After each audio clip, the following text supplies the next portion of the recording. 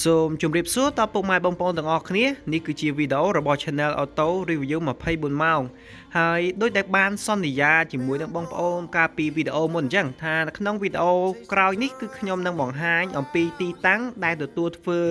ឡានដែលច្រេះបាតឬក៏ពុកបាតប៉ុន្តែមុននឹងខ្ញុំបង្ហាញទីតាំងក៏ដូចជាលេខទូរស័ព្ទនៃហាងទទួលជួសជុលនោះអញ្ចឹងបងប្អូនសូមតាមដានសកម្មភាពនៃការជួសជុលរបស់គាត់បន្តិចសិន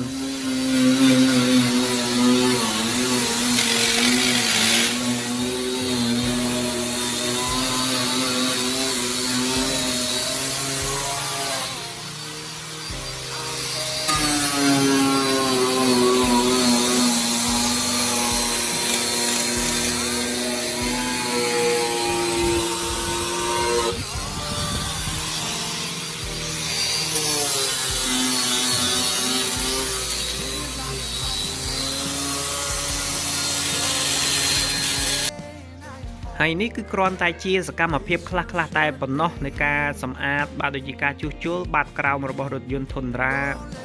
មួយអញ្ចឹងកុំឲ្យខាតពេលវេលាយូរកុំឲ្យពុកម៉ែបងប្អូនទន្ទឹងរង់ចាំបាទកន្លែងនឹងយូរពេកអញ្ចឹងខ្ញុំក៏សូមបង្ហាញតែម្ដងបាទនេះគឺជា Facebook របស់គាត់ហើយក៏ដូចជាទីតាំងព្រមទាំងលេខទូរស័ព្ទអញ្ចឹងបងប្អូនដែលមានបំណងចង់សម្អាតបាតក្រោមបាទជួសជុលច្រេះបាតក្រោមក៏សូមតាក់ទងឃ្លាំងរបស់គាត់ដែលមានអាសយដ្ឋាននិងលេខទូរស័ព្ទដូច